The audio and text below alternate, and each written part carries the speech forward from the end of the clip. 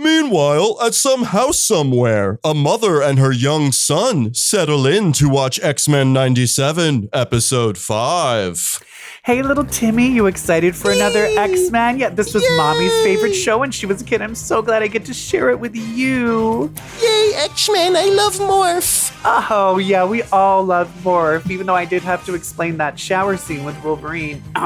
Anyway. Yay, shower. Okay, so here we go. Here's the 5th episode. Whee! Oh, they're in Genosha. Isn't that fun? Ooh, it's pretty. Oh, yay. Look, Magneto's going to be the king. Isn't that cool? Ooh, yay. Oh, goodness. Oh, look, there's Cable.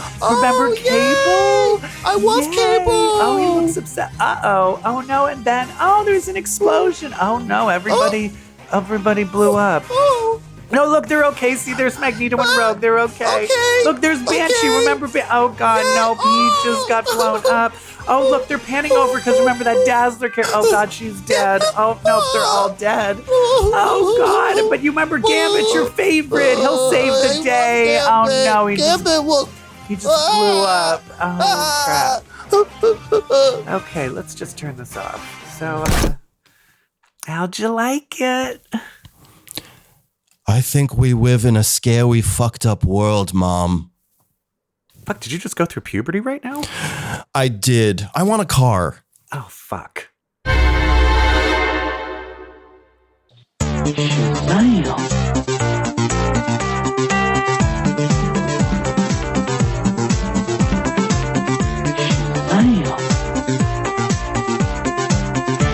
Hello, everyone, and welcome to episode 296 of CBQ Legacy. That's Comic Book Queers, if you're in the know. I'm your host, EvilJeff, and with me, as always, is the hot and sexy Brett. Oh, thank you so much. Hey, much like X-Men 97 is inspired by the Grant Morrison run, we took a tip from Grant Morrison. We're going to draw the word sex here and there throughout this episode. See if you can find them. Oh, well, it's been... I would say, how are you? But I'm still traumatized. Yes, and it's the thing where... This week, it's been funny where you're just like, hey, what's going on? What shows are you watching? Oh, I'm watching the new X-Men. And then we just look at each other and we're like, oh, okay. You okay? Are you okay? And they're like, no. Are you okay? No, yeah. I'm not okay. Yeah, we will absolutely talk about that X-Men episode. Yeah, we'll talk about it. Remember It. I think poor Joe is like, are you okay? Because I'm like, oh, fuck. Oh, I was a lot. I like ask my husband. I was a lot during that episode. I mean, because it wasn't just the tragic attack of Genosha. Other stuff happened too. Yeah. And we'll talk. We will get to it all. But first, we will get into some hotness. And by that, I mean hot topics. Why don't we hit the music? We got some hot topics. Yeah. We have one hot topic. Some hot topics here. It's a new release of a new comic. We have new information on a new release of a new comic. It's NYX, which was Laura Kinney's debut into the X-Men comic universe. NYX, and they're doing a new NYX, From the Ashes, a New Beginning. Can I say I love the logo of this NYX because it is the old school X-Men logo letters. Yes. It's so fucking all cool. The logos are back in that old school. People are like the 90s logo. It wasn't the 90s logo, friends. Like it was like the 70s, 80s, 90s, 2000s logo. Yeah, that started very early. By the way, it started very early, and I love it. Yeah. Super love it. Yeah. So we have a cast and we have a concept for this new NYX book. And here is the cast. We of course have Wolverine, Laura Wolverine, Laura Kinney, of course. If it's called NYX, you have to have Laura Kinney. Yeah, and then we got some Ms. Marvel. We got to have some Ms. Marvel if it's going to be in New York City. Right. No surprises there. We knew this was probably going to be a Ms. Marvel book. I'm just happy that she's no longer living in Jersey City and looks like she has a place in the city. Maybe not. I don't know. The description does make reference to Jersey City, I believe. Okay. Oh, no. She's on the Lower East Side now. Ooh, she got a place in the city. Oh, nice. Good for her. Her And family must be so worried. I know. Do you ever wish that they would come closer to your neck of the woods in New York so that you can like... I would love, I do. That was the big thing when I moved to the city was, my God, I live in Marvel now. I would love it if the X-Men came up to Harlem, but alas, all I have is Luke Cage up here. It is funny that they still are like, Daredevil's, the protector of Hell's Kitchen. And I'm like, do you know that's all butt fuckers right now? Like, do you know? Right. It's not. Can we cover that this is all faggots? Please? If Daredevil came and visited the real Hell's Kitchen, where I was out partying last night, by the way, if he came and saw it, he'd be like, I think I'm going to move to the Lower East Side. Yeah. He's just like, the biggest battle is meth addiction. Like that. I mean, and he's a big Catholic. Yeah. Oh, yeah. Sin everywhere. This needs to be the real story. But let's finish the cast of NYX. We also have, is it Phoebe? It's Sophie. Sophie. Is she? Which is great because Sophie was the one who always wanted to be a. Who's the one in Wolverine right now? I think that's Phoebe. Oh, okay. Phoebe is the one who dated Quentin. Okay. Which one is Sophie? Was she one of the bad ones that got resurrected? She was the good one that got resurrected. So she was the one that wanted to be a superhero. She was the foil to Esme, who was more villainous. And then Esme killed her? No, Sophie died How did she fighting. die again? It's in Morrison's, right? Yeah, it was in the riot at Xavier. She died fighting Quentin. Oh, okay. Right. Yeah. Okay. So, but have we really delved into her that much since then? No, I mean, I would say no. I mean, other than... Sophie's always been kind of the independent, heroic one. Yeah. I mean, there was in one of the older episodes of Laura Kinney's Wolverine, remember it was like right when, and I remember it was like the Esme was all evil and like it was with Honey Badger and Wolverine. And then the Esme was evil and like, I can't remember if she was resurrected or it might have been before that. So it might have been like a ghost of her or something. Yeah. So I think there was that, but maybe we're just going to not pay attention to any of that. And so, but it is interesting because she wasn't one of the, usually it's, it seems like they're now wanting to be apart where it used to be only. They're like together. Who was the one that was always dyeing her hair a different color? Esme. Okay. But then there was, when it was the three of them left, when it was Phoebe, Irma, and Mindy, they all dyed their hair. Like one dyed it black, one dyed it red. So they've always played with, we're independent. No, we're a hive mind. We're independent. Like the pendulum swings with these girls. Yeah. And we also have Anole. Yay. Oh, I can't wait. And we have, that looks like Prodigy. And Prodigy. Well, okay. So, of course, when you have a bisexual and a gay male characters in New York City, I'm assuming something's going to happen. And I want it to happen. Prodigy has a boyfriend who is Speed. So I have a feeling there's going to be some kind of fallout. I think we need to triangulate here, a little love triangle with Anole. Yeah, I also want people to I feel like Anoli's just fallen to the back burner because I think he was like... Me too. Because it was kind of like North Star and Anole, you are the gays that we are allowing. You were it. And then it was like, nope, now everybody's fucking bi. Everybody's gay. And then it was like, it's just like, we don't care about this little lizard guy. But I think it's he does have that very interesting thing of the thing about his power is that if he does lose a limb, it will grow back spiky and stronger, but he feels it looks ugly. So he doesn't want to lose his other limbs. But also it's the one thing that could make him really strong. So I always felt that there was a very cool part of his like story that still has yet to be, especially with the idea of like trying to be a gay man in the gay world where it's so body dysmorphic and that you are green with a lizard tongue. I mean, I will say, I'm trying to think, would a lizard tongue be good or bad for rimming? Because it would be really thin, but it's really long. And really sticky, right? Oh, yeah. Like it would probably be like a Brazilian wax. I mean, the idea of their tongue shooting out at you and hitting you like in the chest and then pulling you towards them. Oh, that is hot. That's kind of hot. That is hot. Anyway, let's hope we see that in NYX. I wonder who the bad guy is going to be. Tourists. Crime, subway crime. It's the Taxes. That serial puncher, the person who was punching all those Instagram stars. All those women. Oh my God. No, it was only Instagram stars. No, or Weird. TikTok stars. No, someone sought out. It was all people that had like over 1 million users. So they were literally going and finding like celebrity TikTokers and then punching them in the face. There's also an epidemic of women getting punched in the face in the city right now. Isn't it true? Isn't it true that they're also like doing like random searches in the subway for bags and stuff? Yeah, they sent the National Guard. Have you experienced any of that yet? I haven't. No, I have not. I haven't even seen the National Guard. It was like a publicity stunt. Oh, okay. I was have just no like, idea. if it was a hot National Guard, you'd be like, I don't know. Maybe you're gonna have to do a full body cavity search. Oh no, I can't reach my gun.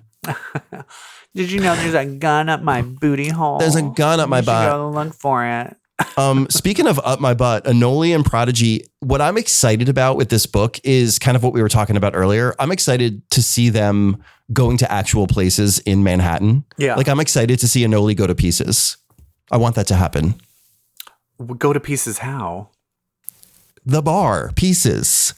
Oh, the literal bar. I thought you meant emotionally. No. The bar in the West Village. I'm not familiar. I want to. I also does Prodigy still have that Sidorak crystal embedded in him? I hope so. And it's not Sidorak, it's Emkran. Oh wait, what's the difference? If it was Sidorak, he'd be like, well, I'm the Juggernaut, bitch. Oh right, and he's not. What's the Emkran crystal? Emkran is like Phoenix, Nexus, Universal thing. All right. Yeah. I don't know. It's all we've seen one crystal. You've seen them all. Honestly, what isn't the home of the Phoenix these days? Do you have any friends that are like crystal people?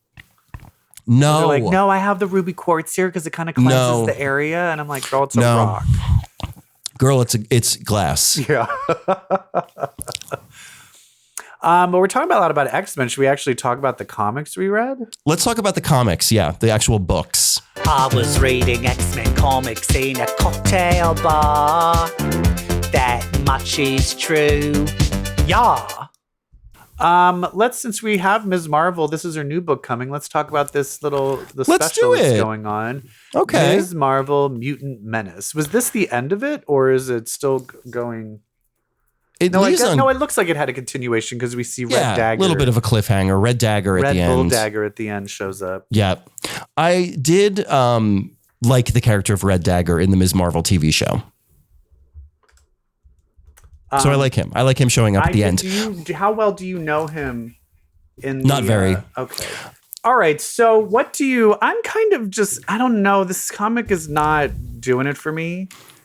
It's not like terrible, but I'm just not. I feel like it needs to be funnier and cleverer for like, it's such a short. This isn't like an epic long going story. This is like a short fun story. Just little adventures of Ms. Marvel. She's a mutant and now. I feel like maybe it's also because the Jubilee Mojo story in X-Men 97 was so fun. Yeah. That this kind of just falls a little flat for me. Yeah, even with Lila Cheney, which is a great addition. This is the most Lila Cheney I've seen in a long time. Yeah. Even that, I mean, back to Lila Cheney, to the point of me reading this and being like, I don't think I'm even familiar with this. Like, I know Lila Cheney. I've read Lila Cheney in old New Mutants, like back in the day. Yeah, when she was her and Cannonball had a thing going on. Right. But I realize I don't think I could describe her personality if you asked me to. Mm-mm. Like this whole, like, I'm a punk rocker. I was like, you are? Oh, I guess you are. I mean, sort of, yeah. I mean, it also has changed with the idea of like, they were also kind of saying like she's kind of old school. But even that time, it's old school, like, what period is that? Because this girl... Like Britney? This girl was like early 80s punk, like real punk. But if you're saying she's old school punk, what do you mean, like Green Day? Or like, I mean, right. like how old is she now? I'm very curious about that. They said CDs. We used to listen to your CDs. Exactly. So that feels very like late 90s. Like Green Day, which is fine. But also, the last thing I really remember with Lila Cheney, is it Lila or Leela? I always said Lila, and I'm never wrong. Okay, so Lila Cheney, Was I remember in like X-Men 275 where they go to get Xavier and she like teleports all of them. Yeah, she's great. That was less, but even there, she doesn't really have a personality. She never really had a personality other than like, oh, I'm just like the generic female rock star that Sam likes. That was just my exposure. Yeah. And so in this, it's all just Mojo is like the X-Men are battling Orcus and most of them are dead. So I'm just going to like use Lila Cheney and her music. And then Ms. Marvel shows up in disguise because they don't want her to find out that she's an X-Man and is like the guitar player. It was all very, and I think it's all because she's like trying to find all of her fans, which is also sad because it was like, it seemed like she only had like 30 fans. Yeah. She's Mojo like, I found them, all 30 of them. I'm like, girl, this sucks. Like they're like her monsters, you know, her Bayhive, and there's 30 of them and they're aliens. They're not even from Earth. Yeah, exactly. So and is she British? I don't know. I mean, the other thing she I was remember feeling a with little her, Cockney. oh wait, Dazzler, when she got taken over by Malice, was playing with Lila Cheney. Yeah, she was playing keyboards. And that I just remember her being like, there when Malice took over and Dazzler tried to like be the lead of the band. She's like, hey, this is my band. You can't do that shit. I don't know. I just felt this was like, it's like, oh, it's cute, it's Mojo, but meh. At this point, I feel like you either need to give me a really cool fight scene, something really super funny, or something really revealing. You know what I mean? That's going to hook my interest with a short X-Men story. Yeah, like what her mutant power is. Like I felt the Dazzler, Jubilee, Boom Boom, who was the other one? And Laura Kinney. Yeah. What was that? Exterminators. That was fun. really funny. Like it was funny. It was funny. And so that's what kept me going, where this isn't funny enough. Sorry. Where I'm at is you're either part of the macro narrative of the X-Men's final stand against Orcus, or you better be really good. Yeah, it needs to be. You need to find something engaging. Just like Mojo being like, I'm going to be in a music video in Mojo World. That's not. I would have loved Mojo. I would like if Mojo reacting to the fact that the X-Men are gone. Give me that story. Yeah. You know, make him find out that Ms. Marvel is an X-Man early and have it be about that. Have it be about his addiction to the X-Men and how she's like his new fix. That would have been much more interesting to me. Yeah. And I think it just felt very low stakes. And then that made me not, and you can do low stakes if it's like funny and engaging or giving me some kind of real deep like character arc. And I just didn't feel anything. Right. So, right. It's kind of sorry, like, Ms. it's Marvel. like a guest of the week book. Yeah. Like, and next it's going to be Marvel team up with Ms. Marvel and Red Dagger, Yeah. and then the Thing, and then She-Hulk. I know, but this is the thing. If your guests are Lila Cheney and then Red Dagger, I'm like, I mean, the guests should be like more famous. That's what, at least when Wolverine was doing that a couple of issues ago, it was like Spider-Man, Captain exactly, America, exactly, and Daredevil's doing it now in the Saladin Ahmed run that I'm loving, where it's like a different character taken over by one of the different 7 deadly sins. Oh, that's so fun. Like who's in been this taken one over? She-Hulk's been taken over by gluttony. And so like he saw She-Hulk and she just couldn't stop eating. And he's like, and then he saw that she was taken over by gluttony. And then he goes to a bar and he sees Wolverine, and it's clear Wolverine's been taken over. And so this latest issue is him fighting. Wait, which one was Wolverine? Which of the sins? That's the cool part. So as the whole time they're fighting, they're speaking to Wrath, and then like toward like the last 2/3 of the book, the Wolverine possessed entity is like, oh no, I'm not Wrath, I'm Lust, and it was all about Daredevil's. It was so good. It was all about Daredevil's lust for violence. It was great. Oh, I thought Wolverine was going to try and fuck her. No, I wish. I know. Save that for X-Men 97. God. The next book, let's talk about Ultimate X-Men. Okay, I kind of skimmed it, but I think I know enough to have a meaningful conversation. There is a character that apparently was created. I think it says this character was created as a new Champions variant as a take on a Storm protege. Got you. I think I remember. And her name's May. Yeah. And she has wind powers and she shows up. So it's still in Japan.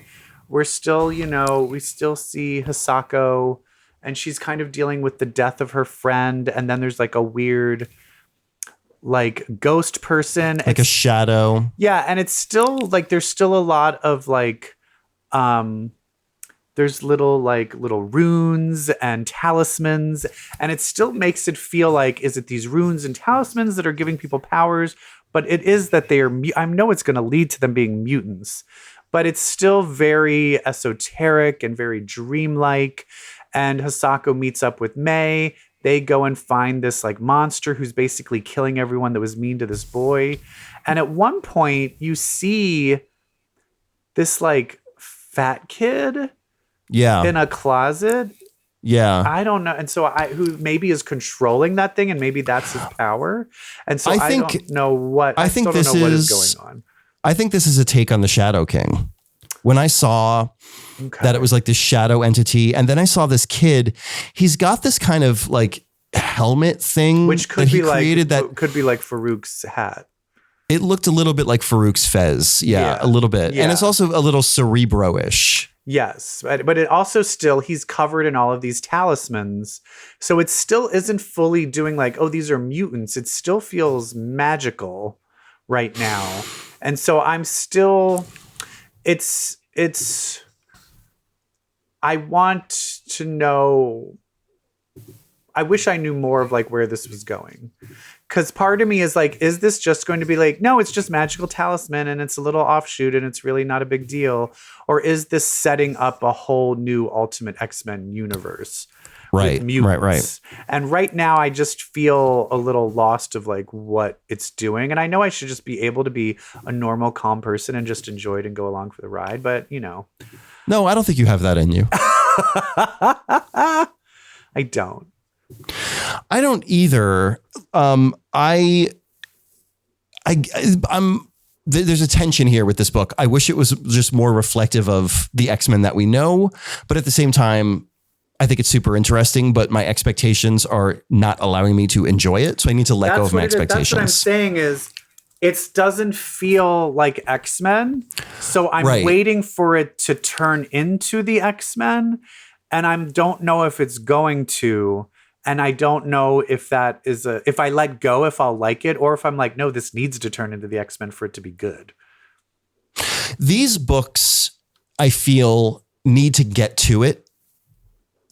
This Ultimate Universe, there's so much setup happening. Yeah. That I feel like by issue 2, it's you have to be like, okay, it's this, everybody. Yeah. Because even Ultimate Spider-Man, they're still doing so much setup of the bad guys and the Green Goblin and all of this other stuff. And then it's mainly like the main drama in Ultimate Spider-Man is like, I'm telling the daughter, but we're keeping a secret from my son and wife. And I'm kind of like, that's shitty. It's shitty. You're a shitty guy. Yeah. Why are you lying? Why are you lying? I don't know. Like anything where it's like, hey, Dad, can you keep Daddy's secret? I'm keep Daddy's secret. Creepy. Creepy. Creepy. Typical men's shit. I hope then it actually ends in issue 5 where she kills him because she thinks like he's a pedophile. Yeah. And it turns out, oh no, you were just a Spider-Man. She's like, well, you could have just told me that, you idiot. Sorry. Oh, did you know you know how there's like people say on TikTok you have to send, like you say unalive or you say grape instead of rape. Yes. Did you hear the one for pedophile? What is it? You say PDF file. Oh my God. So now people are saying PDF file. Oh my God. That's so funny to me. Oh my God. I say that at work all the time now. It's like, they're like, I really need a PDF file. And they're like, oh, do you? For what? Oh, Jesus. We'll just say Crazy. PDF document. PDF document. There you go. Portable document format. We'll just say the whole thing. All right. So we're still up in the air on Ultimate X-Men, but let's talk about Wolverine. Okay. Talk about just knowing where this is going and it taking forever to get there. Yeah. God damn. Actually, no, a lot happens in this issue. So I don't understand how Wolverine's had his power taken away from him, completely stabbed, but then they're like, and here you are, you're still alive. And here you are with no ill effect from your adamantium bones. Yeah, that Like, automatically you're fine. starts killing him if he doesn't have his powers. So that's stupid. So that's fucked. We also have poor Toad and Melter are dead. Poor Toad, poor Melter, they're dead. Necra's kind of my favorite thing in this. Where Love she's Necra. She's like, you killed people I loved, and that held me for a second, but I'm hate. I'm all hate. And then she takes the Doug Ramsey skull and sucks up Sabretooth. Lar Kinney is like killing all of the other Sabretooths. But then, what's the son's name again? Graydon Creed. Graydon Creed now shows up. He shows up. He's the one that was killing all these saber teeth to begin with in the multiverse. And it is very interesting. The artist, for some reason, I feel like he draws a certain way, but then when he draws Graydon Creed, I feel like he's doing like an old Jim Lee style. Like a 90s homage. But not on anything else. So I find it very strange. that's interesting. Interesting. And the other interesting thing is Quentin being able to break free and fucking over Sabretooth and kind of reaching out to, who is it, Phoebe? To Phoebe. God, It's Phoebe. I can't keep them straight. Reaches out to Phoebe, and he's still like, I'm just a fucking head. So He's like, are you going to love me? I'm just a head. And Yeah. she's like, I can work with that. yeah, because we can go on the psychic plane and fuck. Yeah. Yeah, so it looks like this is now leading to a Graydon Creed versus Wolverine. He says, I'm going to need a weapon. Is that a weapon to give him his powers back? Oh, yeah. He's going to need a weapon because he has no powers. Or is the weapon another gun to shoot him to give him his powers back? And then Moira takes it and she gets her powers back. And this actually does lead into everything. I'm going to guess that he's going to whip out that Muramasa blade that healing factor can't. Right. Right. He's going to take. So then it'll be an even playing field. Like, I don't have a healing factor and I'm using the Muramasa blade. So you don't have a healing factor. Look at us. Nobody has healing factors. Yeah.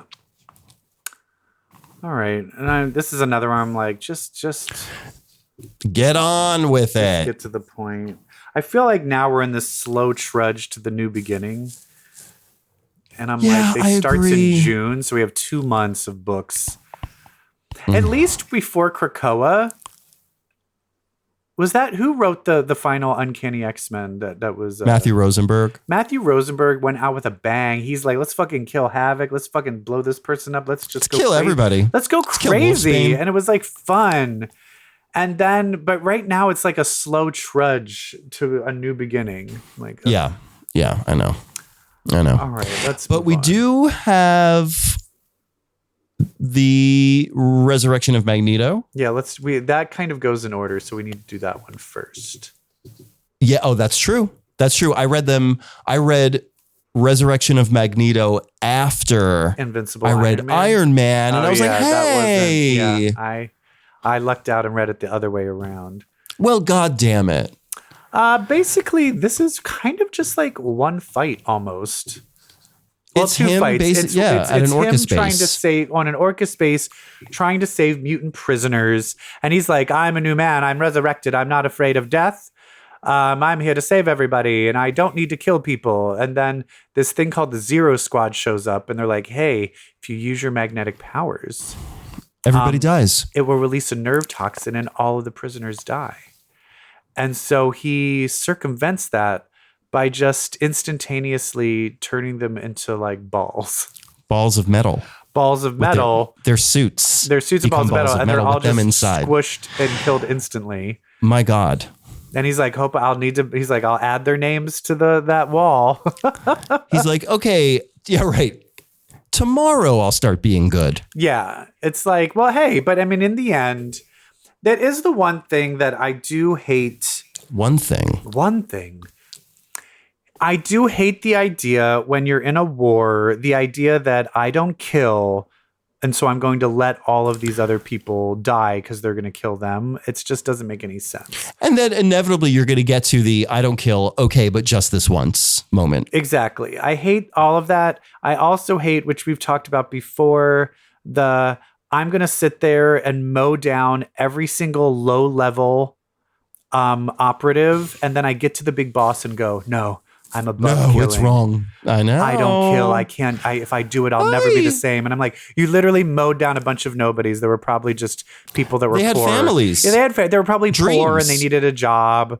Yeah. And then got sucked into it. Yeah. And so I hate that shit. So I feel like he's trying to like rise above this, being like, you know what? I just need to, having these like perfect moral ideals just doesn't work.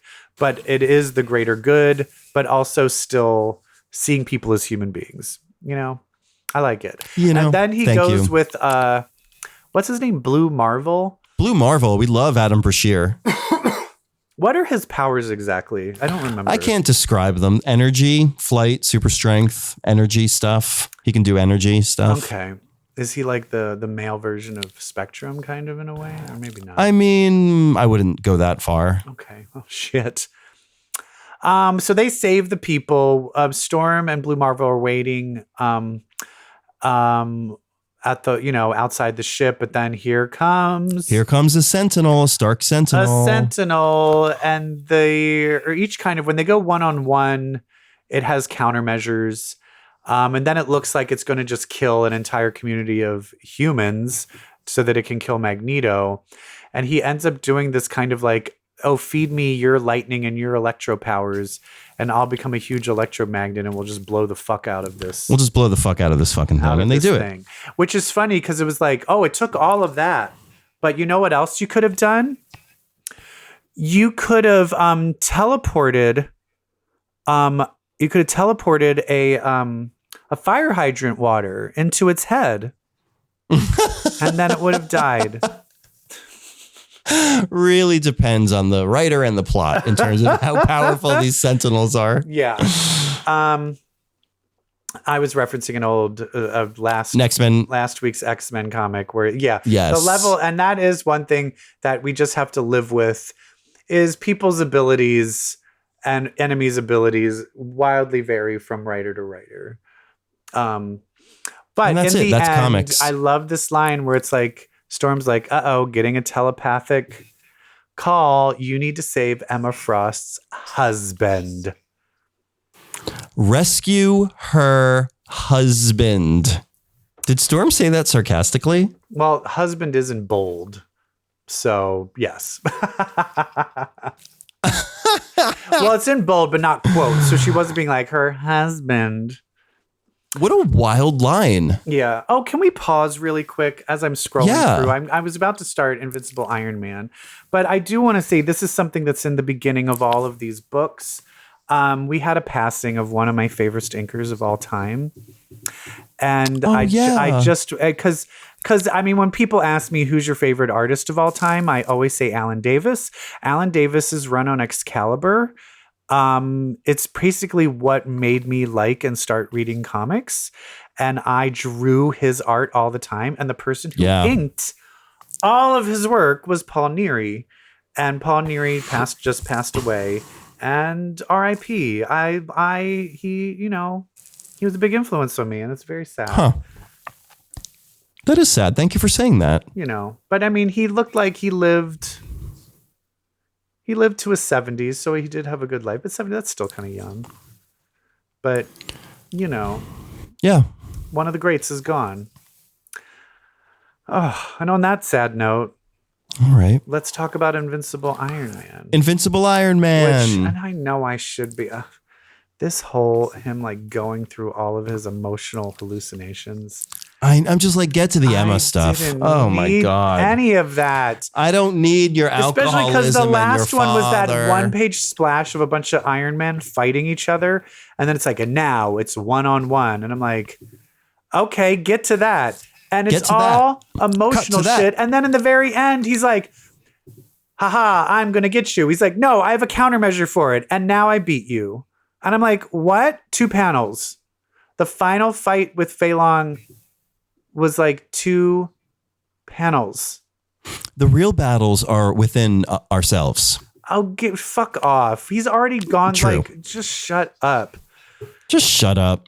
So anyway, and this all just leads to, so he just has Fei Long tied up, and then Fei Long's like, it turns out, the humans were, the humans and organs were tricked too. Oh no. And then along comes Magneto. And he's like, did somebody say machines? Yeah. Did somebody say metal? Machines are vulnerable to the powers of my magnetism. Yeah. So yeah, I feel like now I'm like, okay, that's where the good stuff will happen. But now I'm like, will it?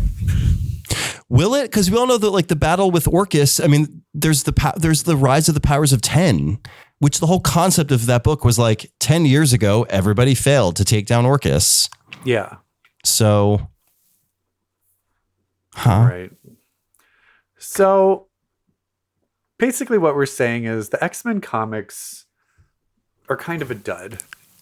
They're kind of bunk. And you know what? Me and Brett would be on the verge of suicide if it weren't for something called the X-Men cartoon, X-Men 97. Hit it? Hit it.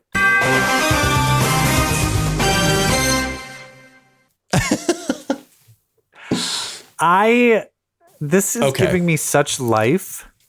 This is so good. This is the best superhero cartoon that has like ever been made.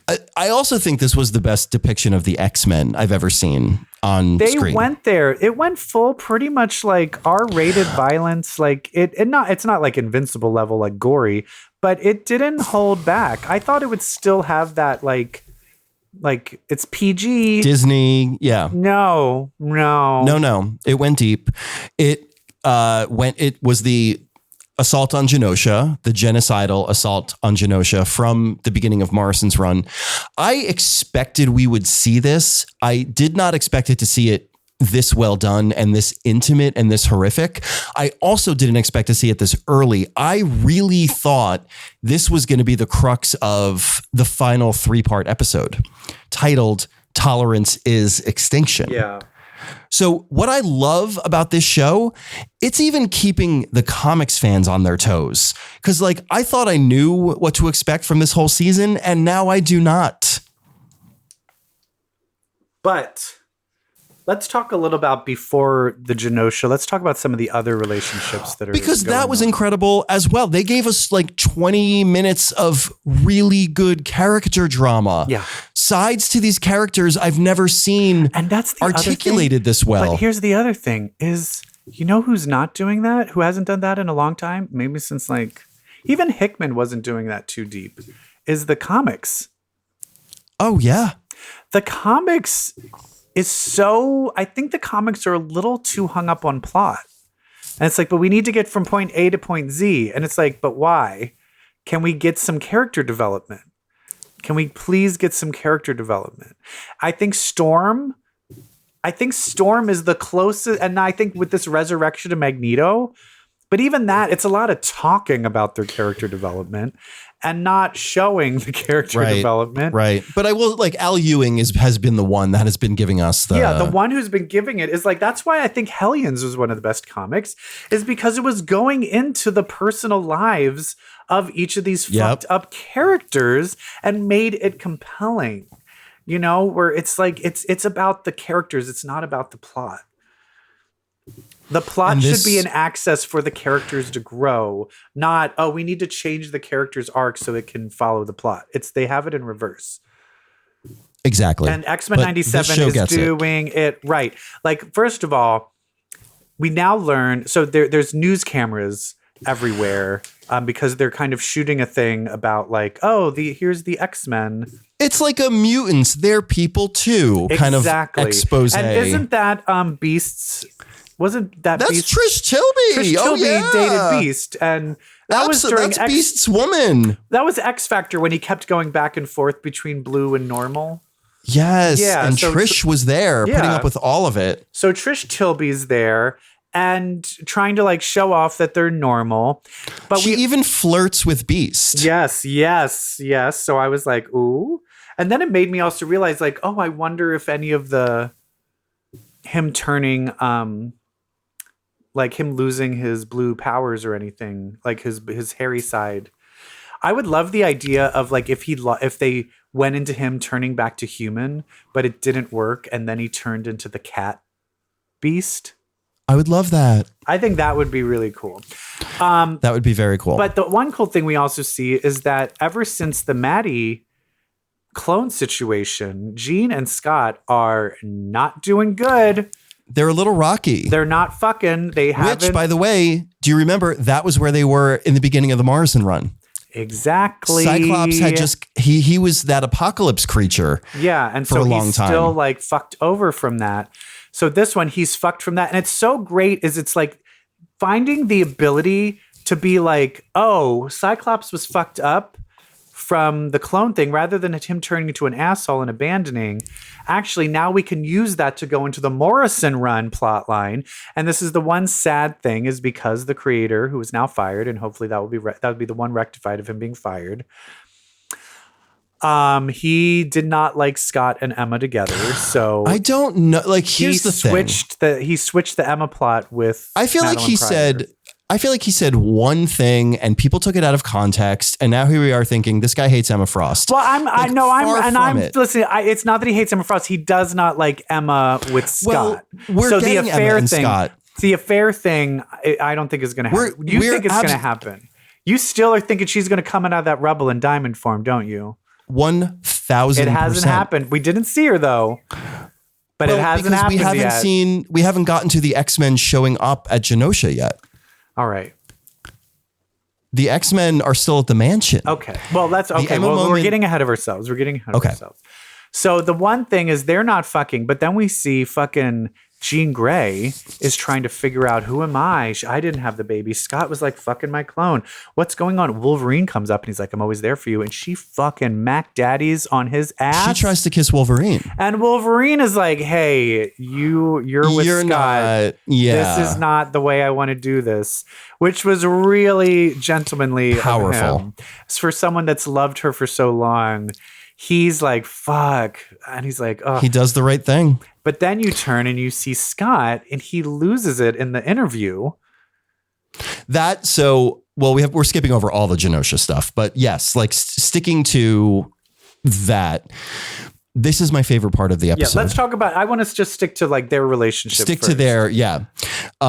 When he snaps in that interview, not only is it just like such an incredible moment, but you realize, oh shit, are we getting revolutionary Scott? Yeah.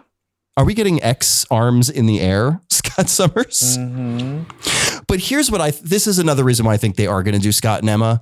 He is in such a state. He has lost everything. He's so pissed off. This is a man ready to make some bad choices. Yeah. And the last thing Jean says to him is she goes, why don't you go to Genosha and be with my clone? Mm-hmm.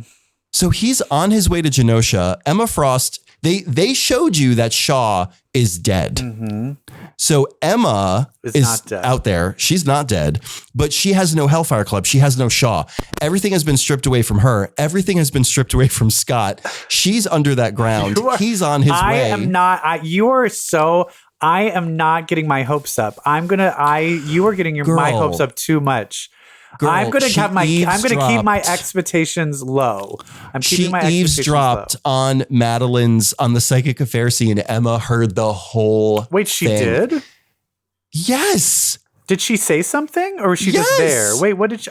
She said something. I thought she made a comment about her dress or something. No, that was Rogue. She said, oh my God, girl. Wait, what did she say? It was Valerie Cooper, not Rogue. She said... Okay. oh my God, I'm sorry, my mind drifted. And Emma goes, mind drift indeed. Oh, She saw right, the whole right. thing. Okay, yeah. You're right.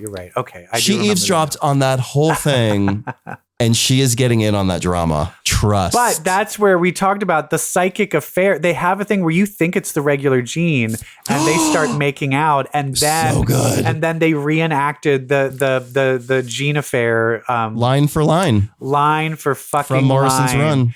Yeah. She said, let me guess, you can explain, which was what she said when she caught Scott and Emma. But here's the in the thing. I'd be comic. like, okay, A, we're not fucking.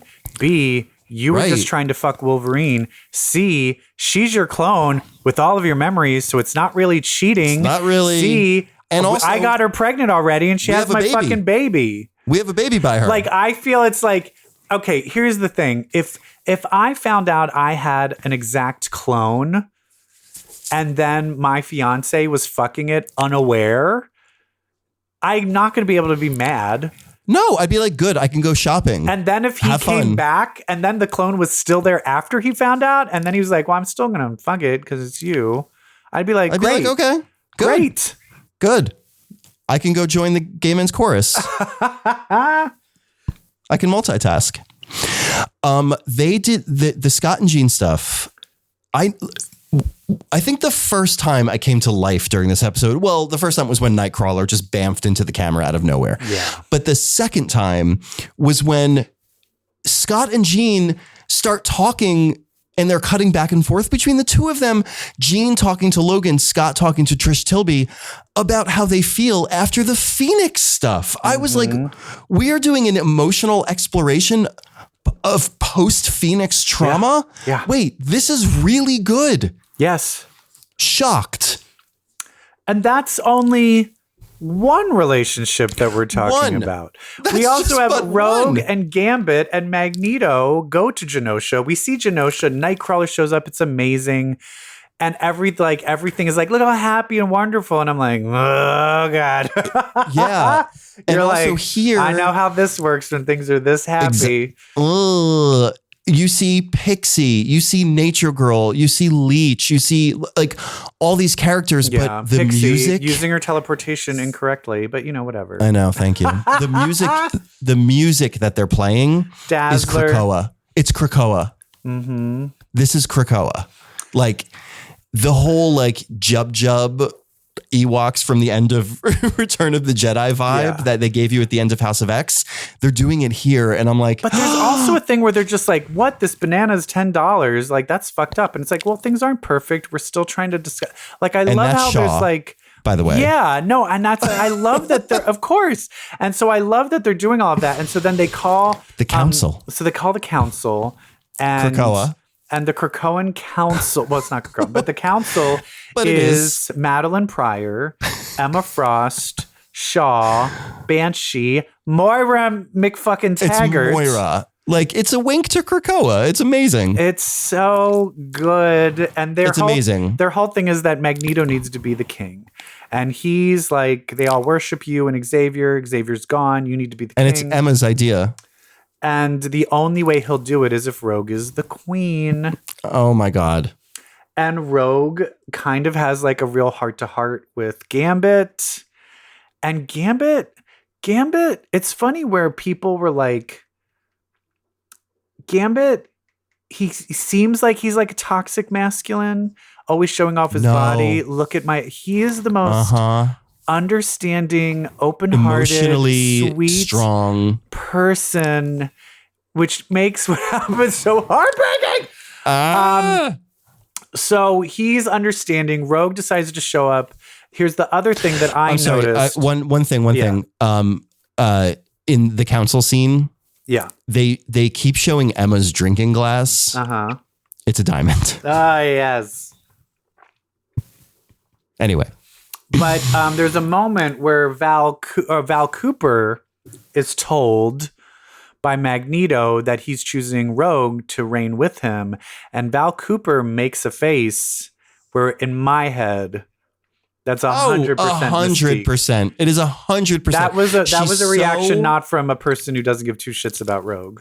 Right. That is not like job stress. That isn't like, oh, diplomatic relations. Oh, they're really going to kill me. No. That was like my daughter. Yeah. Yeah.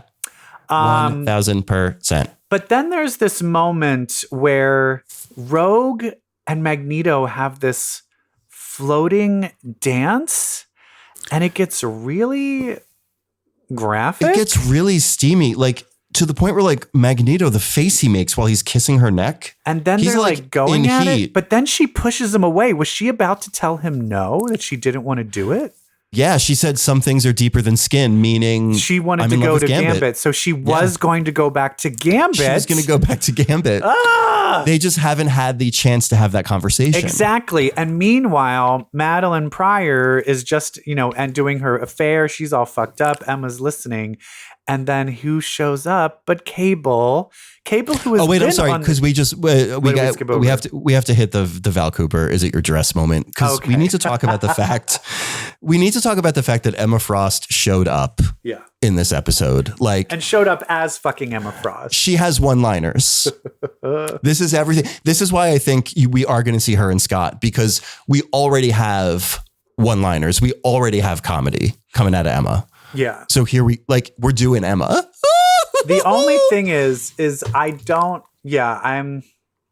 know. We'll see. But Val Cooper comes over. She's like, we need to talk. And Shaw goes, is there a problem, Val? And Emma goes, is it your dress?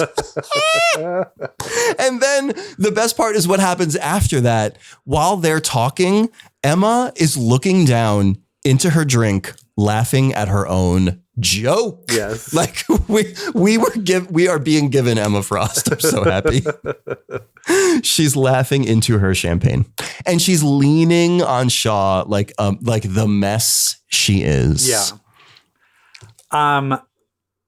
But then Cable shows up. And Cable's like, fuck, it's not enough time. He needed to show up like a full day earlier. And Madeline Pryor looks into his eyes and she's like, oh, fuck, you're my son, which is, I can't remember Cable. How often was Cable? Like, was there ever this moment in the comics? No, there was. I do know they referenced it. Like, they referenced it, but I can't remember if it was if he was only in one episode or how much he was in. I do need to go back and see that, but I do know they you mean in the cartoon? In the old cartoon, yeah. Oh yeah, there was like a 2-part episode about Cable. Yeah, but we talked about this. They don't reveal it. Yeah, sees a flash of it in his head. Yeah, yeah. So, but Madeline Pryor recognizes him, and he's like, "Oh my God, I'm sorry, Mom," and he gets time jumped back. Which, by the way, that was her dream in the Inferno episode when she woke up Jean when she was doing that Cerebro stuff. Yeah. All of this happens. The screaming, him going, Mom, I'm sorry. The giant master mold.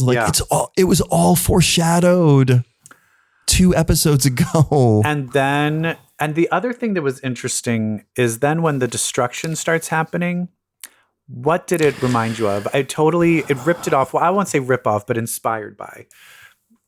Oh, I don't know. What was one of the best television depictions of destruction? The Red Wedding? Not the Red Wedding, but you're in the right show. The Sept. Remember the church? When Girl, I never watched Game of Thrones. You never watched Game of Thrones? Sorry, I did see that episode for some reason. When she has the dragon fire underneath. Yeah, and she fucking, it's the green, and she blows up the church. Everyone that did the shame and fucked her up. And it's all these green dragonfire explosions. It really reminded me of that, and I loved it. Yeah. But basically, boom. And for me, that looked like by Madeline Pryor, and it looked like she. Oh God, I don't know. I don't know. I think she blew up. It looked like when she was looking at it, it looked like a beam came and she took. Let me see. I'm on there right now. And my thing, it looked like she was like at point blank zero of where a beam shot. Yeah. Oh my God. But so I think she's gone. This is where the explosion happens. And in this moment, everything changes. And when this happened in the comics, we didn't see it at ground level. No. We saw it very high level. Well, we saw one panel. We saw of people moments right before, because it was the Emma Frost teaching. Yeah, but we didn't see then the carnage. Negasonic Teenage Warhead is like, I had a vision, we're all going to die. Yeah, but we didn't see like No, all of not this. the actual. We didn't see individual deaths like this. Oh my god! Is Magneto killed in the original Genosha one? Well, no, he comes back as Zorn. They think he's dead, but, you don't but they see think it. he's dead. Yeah, okay. So in this, Rogue and well, like the first thing is Nightcrawler saves Rogue and Magneto Gambit. and Gambit. Yeah. And Nightcrawler is now within an inch of his life. And then when they get to this roof, you see before you see Banshee carrying Marrow, get to the. They die. And then they fucking die. We see dead Dazzler. Dead Dazzler next to Shaw. Shaw's then we see dead. Callisto die. Callisto's dead, and we see her literally the life drain from her eyes. You're like, fuck. Which we'll have a payoff later. Why? When Leech is like, don't worry, Callisto will save us. Oh, yeah. And you just watched her die. Yeah. But then Gambit, here's the other thing that this show is doing that I'm like, this fucking comics aren't doing this. They did it with Jubilee, showing the extent of what they could do with her powers. Yeah. They're showing Gambit using powers in ways I have not seen in the comic, making him super crazy powerful. When he charges, and I'm looking at it on my screen now, him on the motorcycle and her flying at the Sentinel is one of the most iconic fucking things. Let's talk about what happens before that. Magneto, in the end, it does happen before, but yeah. Yes. Magneto holding Leech ends up getting blown up. Yeah, so that and Rogue gets so angry that she flies straight for it. Gambit sees, girl, he's just gonna fucking blow you the fuck up. She's about to die. She's suiciding. He drives and charges up the motorcycle, throws the motorcycle at her to knock her out of the way. Well, this is after we think Magneto is dead also because he was trying to save Leech. By the way, I think Leech used his power to make them undetectable to the Sentinel. Yeah, I don't think. When it was dead. But I've heard other rumors. Oh, I've heard rumors, and I don't know if this. Should I say the rumor? Yeah. Someone told me, they're like, I heard, but I'm like, where'd you hear this? So it's like, I don't know if any of this is true.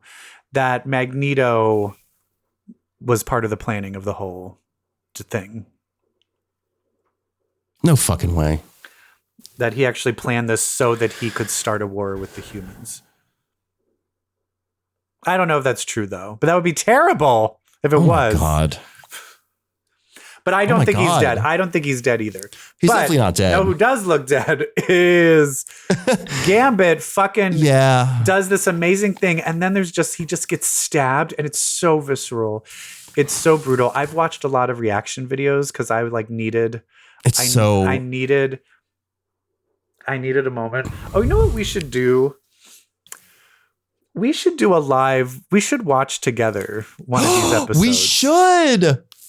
We should do it on camera. Yeah, we should record, pick a time. We'll watch it at that's the same. episode 300.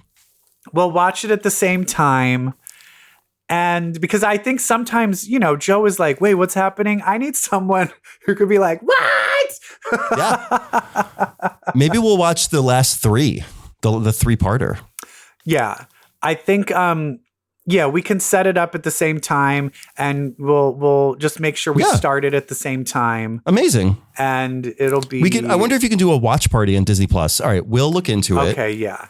Because I need someone. Because I ended up having to watch people watch the destruction. I love how I needed to watch people I needed to see other people cry because I felt so devastated. Gambit, and then Gambit's death, and to make it even worse. Is Rogue was kind of one of the fights before she went to him being like, I do want to be with Gambit. She didn't say that, but when she was talking to him, they were talking about, she's like, I can't touch you. I can't feel you. There's no point to any of this. Yeah. I can't feel you. So what's the fucking point? And the end where she goes to his dead body and is like, I can't feel you. And they say that over the credits, which are on black. There are so many little touches in this episode that are masterful. Is that the same voice actress as the original? Oh, yeah. Yeah. Bravo. They are. I mean, these people are like, hey, you did this Lena little Roseanne. children's cartoons. Level up, bitches, because we're giving you some like real I'll say fucking the same drama. thing about Storm. We'll say the same thing All about of that, Storm. exactly. Oh yeah, Like they are giving. It's about half the cast is the original cast, and then the rest are different. Yeah. They are killing it. Killing it. It's so good. Yeah. So it's funny when I saw that this episode was called Remember It, I like in my head, I was like, you think it's going to be the death of Gambit? And then I was like, no, it's the fucking X-Men cartoon. They're not going to kill Gambit. Well, they did. They fucking killed him. Yeah. And this is the first time that Rogue has ever gotten to touch him when he's dead. Yeah. She's like, hurry. Oh, make rigor mortis. I'm going to jerk him off really quick. He can still come, right? I'm looking at the death scene now. It's so horrific. But one thing that they do that's so cool with his powers is he charges his staff and then he can like jump and bounce all over the fucking place. Yeah. But also the fact that he was powerful enough to charge the whole thing and then blow it up. Yeah. This show is just, it's just, we're like halfway through it. And then we actually cut back to the mansion and we see Jubilee, Sunspot, Beast, Jean, Scott. They're all watching like helplessly on the television. Yeah. So they're going to go next episode and we all know what they're going to find. If I watch it and then she shows me, she's like, I have a diamond for him. Bye. And then she leaves. You are going to blow your brains out. Listen to me. I know you don't want to hear this. I am telling you, we're going to get a lineup change on the end of this season. You're going to have if the opening credits have Emma Frost and Nightcrawler, Emma Frost, and Sunspot, I will lose my fucking mind. Because also, can we get ready? These opening credits are incredible. Incredible that they gave us Maddie in the first 2 episodes without us even knowing it, and then Ponytail Jean was back in the third one. Storm was not in the opening credits this time. No, because she's not part of the team right now. Neither's Bishop. We are getting Sunspot, Nightcrawler, Emma Frost.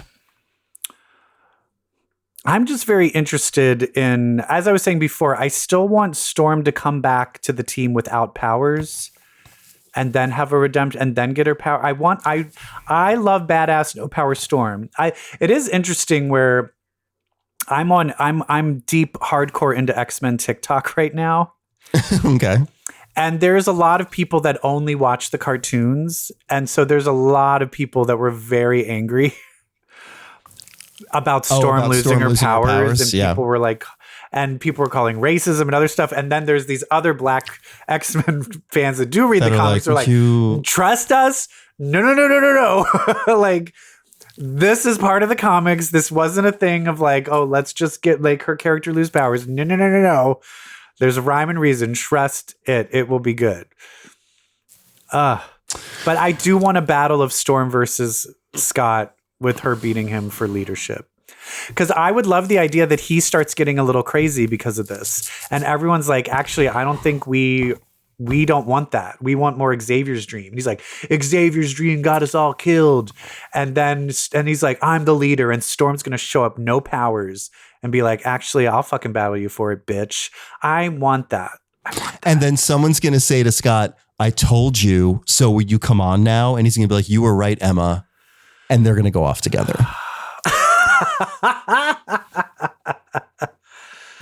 Oh, and then if Emma Frost and Cyclops form like a dark X-Men, this show needs to be 100 episodes. I can't handle it. I can't handle it ending soon. If this new run in June of the new start of the X-Men, if it sucks, I don't know what I'm going to do. Bo DeMeo said, he's like, episode 5 is just the beginning. He's like 8 to 10 is the real shit. I'm so excited. We're getting Bastion. I'm guaranteeing you we're getting Bastion. That makes sense. I could see them giving us Cassandra Nova to set up Daredevil. Deadpool. I feel like we would have seen some inkling of that. Some inkling. Yeah. There's no Xavier, nothing. So I think it's Bastion. But is Xavier going to come back? I have to say yes, right? Yeah.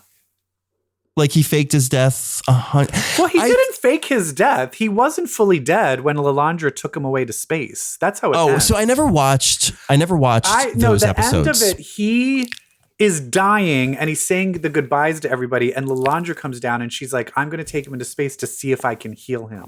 So she takes him away. And so it's left up in the air like he was dying and they don't know. And so everyone's like, yeah, he's dead. But they don't know, like, did he just die? Or was she able to save him? And they don't know. I will go nuts if Magneto was behind this. Because now I'm like, yeah, wait a minute. If he's not even dead, then how come they like executed his will that gave Magneto everything? Yeah. Was that a trick? Could be. Oh, God. Oh my God. So I was going to say that next episode is Life Death Part 2. Gimme. After that, episode 7 is called Bright Eyes, which I was like, okay, so it's about Cyclops. Okay, so what are we going to, okay, so he's going to meet Emma because that's really the only story. Oh God, I feel like if this doesn't happen, I'm going to be visiting you like a death becomes her in a mental institution. You're like, then Emma and him, then they meet. I want to talk about Emma Frost. No. I'm flying. What movie am I doing? I'm flying. What is that? It's Nancy at the end of The Craft. Oh, right. Yes.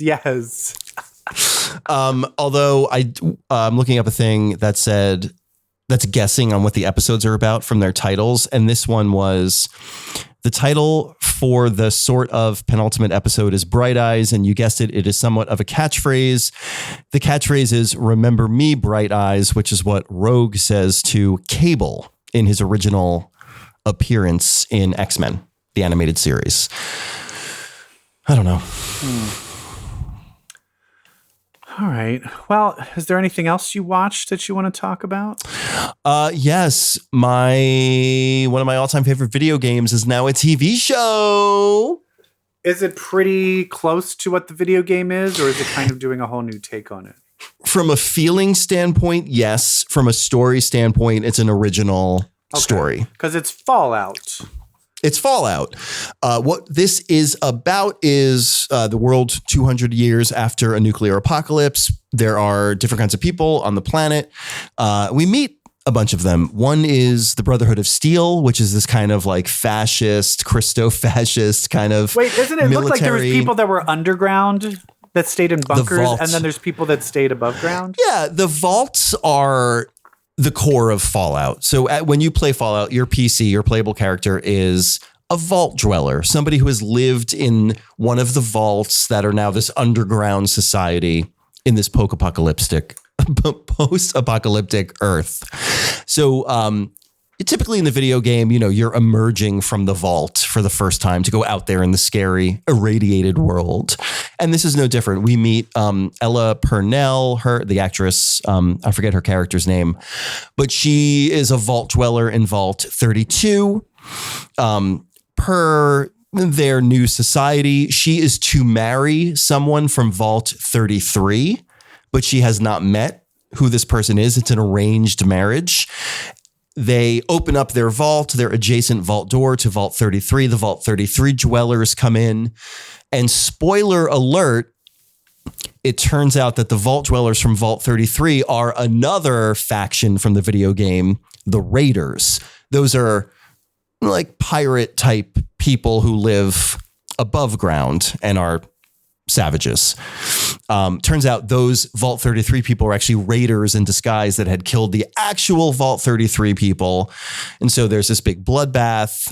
She leaves the vault to go find her kidnapped father, who is Kyle MacLachlan. Wait, does the raiders kidnap? The Raiders kidnap the Kyle dad? MacLachlan. And does she escape, or does she just? She goes of her own volition. Yeah. And it's funny. They really depict the vault dwellers as kind of cowards. And so when she's opening the vault door, which is this big taboo, to the outside world. Oh, she thinks like, it's going to be terrible, but it's fine. No, the opposite. She's like, it'll be fine. And it's terrible. But the vault dwellers come and they're like, no, stop. Don't go out there. And then she leaves. They go, well, that didn't work.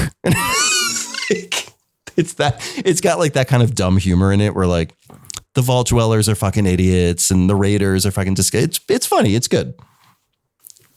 I don't like Fallout. The video game, I dated a guy. Oh no, this. I dated a guy. I might have talked about this, but he. Oh no. He worked in Star Wars. He's one of the people that created the magnetic put together drone suits so that they could be come on and off easily. And so I was like, this guy's so cool. But he was obsessed with Fallout. And I like him. And we just had this thing. And because I was like, the thing that turned him on the most was he wanted me to like blow him right while he played Fallout. And then it got to the point where like that was like he wanted to do that more than like regular sex. And so then I was like, okay, I'm doing this as a favor. This isn't the main attraction. I'm getting nothing from this. Yeah, well, I mean, I love dick in my mouth, but I don't like. But it was like he liked the thing of like I'm also ignoring you. It was like a power play thing. Yeah, and I'm not really into that. No. And then I've always, the game left a bad taste in my mouth, as you could say. As it were. So I have no desire to see this, but I feel you. I bet you're sick of those songs because it's got that really distinct soundtrack of that old timey music. Oh my God. If they're using any of the music from the game. Oh my God, that's like the whole show. Oh my God, it would be total PTSD. The whole show is those old songs. Or it would turn on and be like, I need a dick in my mouth. I start salivating, Pavlovian. The other thing about the show that I like is Walton Goggins. You know Walton Goggins. He's a great actor. If you saw his face, you'd be like, oh, that guy. He plays the ghoul. He plays like an irradiated kind of Wild West anti-hero, which is a lot of fun. Walton Goggins, he's that person where he's always like the best thing in everything he's in. But but he never like wins any awards or anything. You know what I mean? Right. I feel like he's always like kind of like always under the radar, but still great in everything. Yes. Well, he's the best thing about this show. Wonderful. But yeah, good cast. It's basically about a vault dweller, the ghoul, and a guy from the Brotherhood of Steel all kind of like colliding and having to be outside in this horrible world together. Lovely. Yeah, it's fun. That was a lot of X-Men and a lot of Fallout. Yeah, a little bit of Fallout. Yeah, a lot of good shit. All right. Well, I guess we did it. We did it. Next week, we'll talk about X-Men again. We'll talk about X-Men books. I'll catch up on more Invincible. Mm-hmm. It'll be great. Love it. Do you want to take us out? Oh, I sure do. And I want to take you out with a warning. Oh, no. Listen, everybody, put down the comic book unless you like that aforementioned dick sucking EvilJeff was talking about. Because if you read comics, well, then that makes you queer. Bye-bye. Bye. Bye.